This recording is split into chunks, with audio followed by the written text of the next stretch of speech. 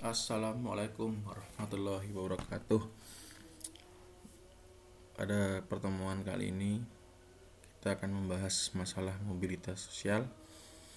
Sebelumnya selamat datang di channel Pemuda Pancasila, channel yang membahas masalah pendidikan, materi ajar. Jangan lupa like, subscribe, dan komen di channel ini supaya kami bisa lebih mengembangkan channel ini dengan baik. Bicara masalah mobilitas sosial, di sini ada pengertian dari beberapa ahli, ya. Kita ambil pengertian dari William Kornblum.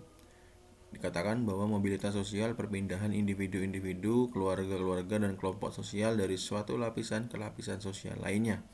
Jadi bahasa gampangnya itu mobilitas sosial itu ada pergerakan. Nah, diambil dari kata mobil. Mobil itu kan pasti bergerak. Nah, makanya bahasa gampangnya itu mobilitas sosial itu pergerakan gitu kira-kira ya. Nah, sosial di masyarakat ya. Jadi pergerakan yang terjadi di sebuah masyarakat ya. Kalau katanya William Corbum kan perpindahan individu, keluarga, dan kelompok dari satu lapisan ke lapisan lainnya. Betul ya. Jadi tips dari saya untuk membahas masalah soal-soal yang berhubungan dengan ilmu pengetahuan sosial, kita bisa menggunakan bahasa kita sendiri, yang penting maknanya sama gitu kira-kira ya. Oke, ini ada jenis-jenis mobilitas sosial ya. Ada jenis-jenis mobilitas sosial di sini. Ada yang disebut mobilitas sosial vertikal. Mobilitas sosial vertikal ini mobilitas sosial yang naik ya.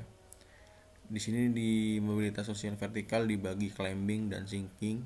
Climbing itu misalkan contoh guru jadi kepala sekolah gitu. Jadi mobilitas sosial vertikal yang naik ya. Guru jadi kepala sekolah. Yang sinking itu justru kebalikannya. Ya. Di sini contohnya pejabat yang dipecat dari penjara ya. Atau kebalikannya kepala sekolah jadi guru, sama aja gitu ya. Kebalikannya yang climbing ya sama aja. Kalau di sini contohnya kan beda. Ya, pejabat dipecat gitu ya. Ya, sudah pejabat dipecat kemudian kan turun jadi orang biasa, itu kan sinking ya.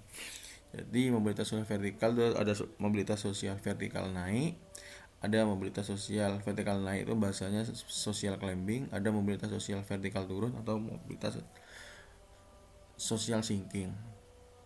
Mobilitas sosial horizontal itu mobilitas sosial yang kedudukannya sejajar ya atau sederajat ya. Misalkan guru di SMA A pindah ke SMA B. Nah, sama-sama SMA dan jabatannya sama-sama guru. Jadi horizontal gitu ya kira-kira. Yang C mobilitas sosial lateral, ini perpindahan orang-orang baik secara perorangan maupun kelompok dari satu unit wilayah ke wilayah lainnya dan secara tidak langsung mengubah status sosial seseorang. Nah, ini dikatakan dari satu unit wilayah ke wilayah lainnya dan tidak langsung mengubah status sosial seseorang. Nah, kalau ini sudah antar kota bisa, misalkan kalau horizontal kan cenderung sederajat gitu ya. Kalau ini lateral ini biasanya ya, guru di Bondowoso gitu pindah jadi guru di mana wilayah Surabaya, nah gitu kira-kira ya. Jadi perpindahan unit wilayah, tetapi tidak secara tidak langsung mengubah status sosial seorangnya. Ya, misalkan guru di Bondowoso pindah jadi guru di Surabaya, kemudian di situ statusnya naik menjadi kepala sekolah. Nah, gitu kira-kira ya.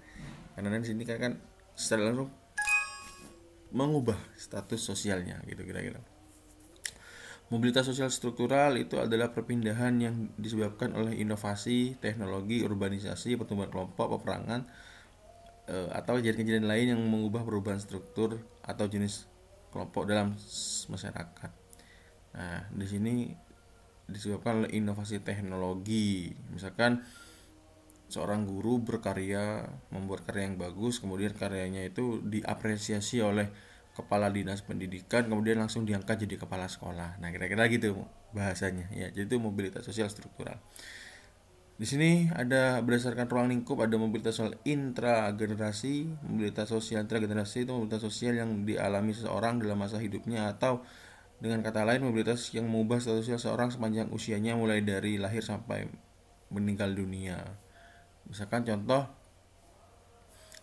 Pak Ahmad adalah seorang tukang kebun di sebuah sekolah. Setelah beberapa tahun lamanya, Pak Ahmad diangkat menjadi kepala tukang kebun misalkan. Setelah beberapa tahun lamanya, Pak Ahmad dipindahkan menjadi kepala seksi di bagian perkebunan di sebuah dinas. Nah, kira-kira gitu.